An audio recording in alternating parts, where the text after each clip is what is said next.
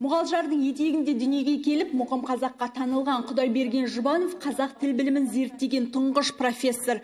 38 жыл келте ғұмырында біртуар тұлға сарқылмайтын мол мұра қалдырып кетті. Ғалымның өшпес еңбегі облыстық әмбебап ғылыми кітапханасының кездесуінде талқыланды. Профессордың сан қырлығының бір айғағы тіл білімін өзге тілдермен салыстыра отырып, бір шама терминді қолданысқа енгізген. Из истории порядка слов в казахском языке деп аталатын орыс тілінде жазылған еңбегінде ол сонау көне дәуірлердегі тілдік үлгілермен салыстырып қазақ тілінің қазіргі жағдайындағы сөйлем мүшелерінің орын тәртібін көрсетеді. Немесе Құдайберген Жұбановтың қазақтардың малға айтатын одағай деген мақаласы болды. Оның да бізге там-тұмдап жеткен шеті бар.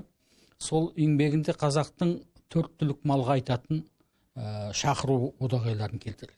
Қазіргі уақытта қарап отырсақ, шынында да осы бір тілдік үлгілер немесе соның зерттеулеріндегі айтылатын үлкен мәселе ол біздің әлі күнге дейін өзінің маңызын жойған жоқ. Жұбанов ілімі ұшан теңіз дария. Қанша уақыт өтсе де оның зерттеулері тілтанымдық ізденістерге арқау болып келеді. Оның еңбектеріне сілтеме жасамайтын бірде-бір филолог жоқ дейді ғалымдар. Десе де ғалым мұрасының зерттелмеген тұсы әлі де жетерлік. Қазір ғылым алға қарай дамып кетті.